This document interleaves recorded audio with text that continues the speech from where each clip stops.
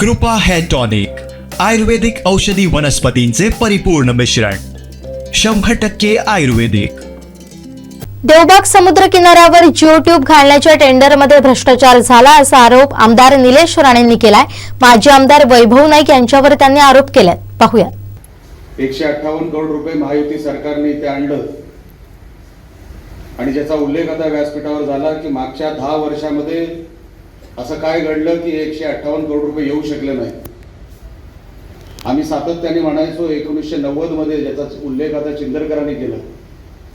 1990 मध्ये जेव्हा राणे साहेबांनी हा बंधारा बांधला, जेव्हाही देवबागला मी येतो 1990 चा उल्लेख होतो. त्याच्यानंतर आपण किती लोकांनी विचारलं की बंधाऱ्याला एक दगड तरी एक्स्ट्रा पडला का, तो मागच्या 10 वर्षाच्या आमदारांनी त्याच्यामध्ये काही योगदान दिलं का, आपण कधीतरी विचारायला पाहिजे. प्रत्येक गोष्टीचं राजकारण, मी तर हल्ली बोलायचं सोडलं माझी आमदारांना, पण आपल्याला सामंतसाहेब आपल्या मनोगतामधून एक गोष्ट मला आठवली. ज्या जिओ ट्यूबचा उल्लेख इथे निघाला, हे का काम टिकत नाही त्याचं कारण आहे. जेव्हा माझे आमदार इकडे आमदार होते आणि जिओ ट्यूबचा विषय निघाला आणि जिओ ट्यूबचं टेंडर द्यायचं असं ठरलं, त्यानंतर आमदारांनी काही ठेकेदार जमवले. एक सांगलीचा होता, एक पनवेलचा होता.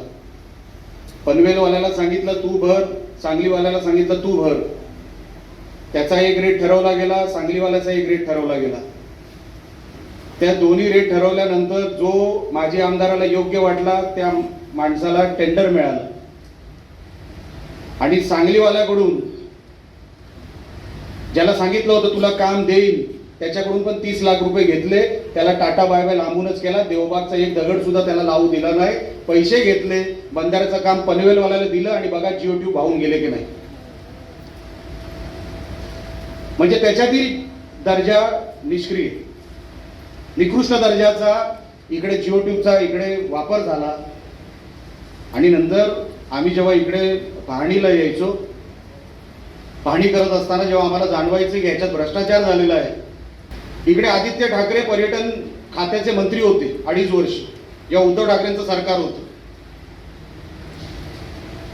तेव्हा पण आपण या बंधाऱ्याला पैसे देण्यासाठी आपण पुढे आलो होतो. कोण होते माझ्याबरोबर? सामंतसाहेब, आपण सगळे होतो, अशोक सावंत वगैरे सगळे होते. आम्ही साहेबांच्या निधीचं, साहेब तेव्हा राज्यसभेवर होते, राज्यसभेच्या निधीचं आम्ही पत्र बनवलं, पत्र डिपार्टमेंटला दिलं. 2.5 वर्ष ते भिजत ठेवलं. काय सांगून भिजत ठेवलं की नाही ती कमिटीच बसली नाही, ती कमिटी आलीच नाही, ती कमिटी येणारच नाहीये, हा निधी बसतच नाही.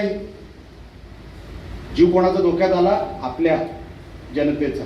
त्यांना काही घेणं देणं नाही. 2.5 वर्ष पर्यटन खातं हे ढेंगा खालू असून सुद्धा तेव्हा आदित्य ठाकरेंनी एक आपला रुपया आपल्या किनारपट्टीवर खर्च केला नाही. सगळे अधिकार होते त्यांच्याकडे, पण 1 रुपया आपल्या ह्या किनारपट्टीवर खर्च केला नाही.